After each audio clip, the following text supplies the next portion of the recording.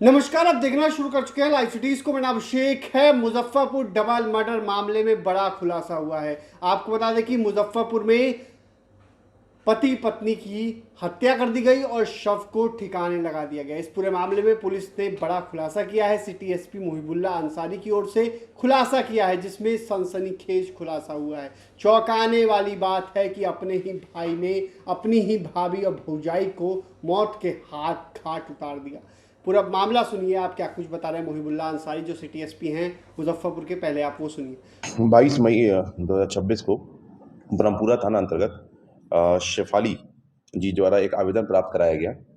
उनके द्वारा आवेदन में ये बताया गया कि 20 मई 2026 को सुबह 5 बजे से उनके पिताजी से उनकी बात नहीं हो पा रही है और ना ही माताजी से उनका संपर्क हो पा रहा है। उनके द्वारा ये भी बताया गया कि 19 एक दिन पहले रात्रि 11 बजे आखिरी बार उनकी माँ बाप से उनकी बात हुई थी, माता पिता से उनकी बात हुई थी।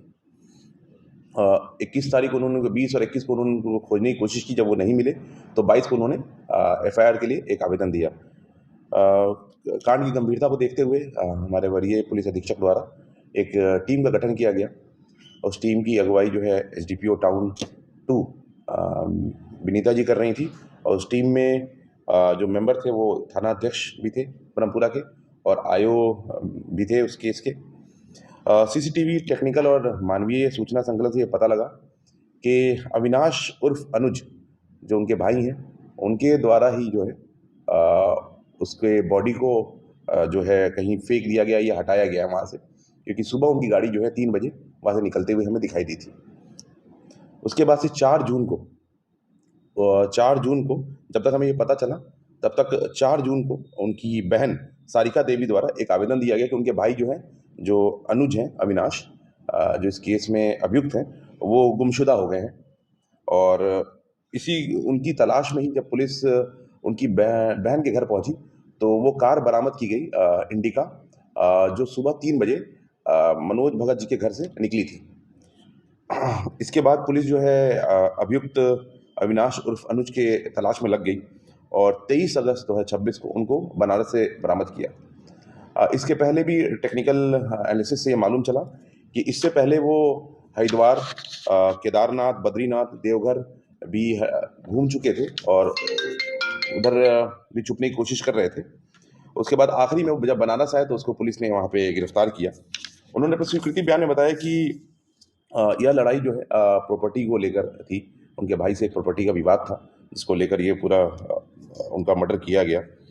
उनके द्वारा बताया कि उनके द्वारा ही उस रूम में रात्रि 1 बजे के अराउंड अपने भैया भाभी को की हत्या कर दी गई थी और उसी समय उन्होंने बॉडी को जो है छत से नीचे उतारा, बाहर की तरफ फेंका और गाड़ी में पीछे डिक्की में रखा, उसको ले जाके कर्णपुर उत्तरी बोचाहा में ले जाके डिस्पोज कर दिया था।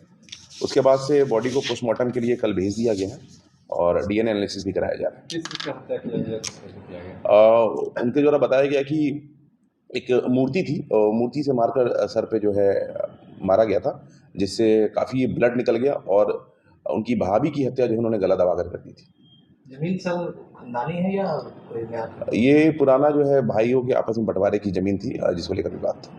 जैसे पुलिस गई थी घटना के बाद, खून के भी धब्बे भी मिले थे। खून के भी धब्बे मिले थे। उसकी डीएनए एनालिसिस के लिए भी भेजा गया था कि क्या वो मनोज जी का ही जो मृतक है उनका ही ब्लड है या फिर किसी और का ब्लड है। बनारस में कब से रह रहे थे और किसके यहाँ? बनारस में ये अभी इधर कुछ हफ्तों से ही रह रहे थे।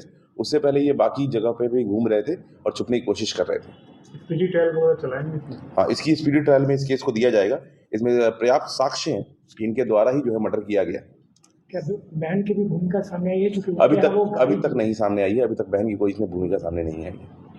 तो आपने सुना कि सिटी एसपी मुजफ्फरपुर ने क्या कुछ बताया, किस तरीके से पूरा मामला था।